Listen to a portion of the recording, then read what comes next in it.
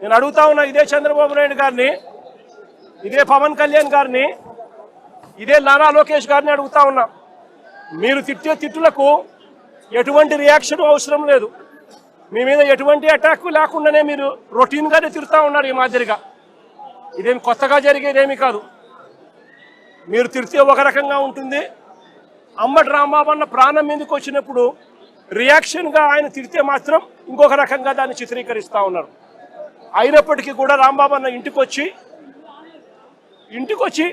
10:30కు అది జరిగితే 10:30, 11:30 గంట 10:30 ప్రాంతంలో అది జరిగితే ఆయన ఇంటికి వచ్చి 12 గంటలకు 1 గంటకు ఆ ప్రాంతంలో ఇంట్లో తాను ప్రెస్ మీట్ కూడా పెట్టి జరిగిన విషయమంతా కూడా వివరించి, ఆయన పెద్ద మనిషి కాబట్టి, సంస్కారం ఉన్న వ్యక్తి కాబట్టి ఆయన నేను తిట్టకుండా ఉండాల్సింది అని కూడా చింతిస్తూ చెప్పాడు.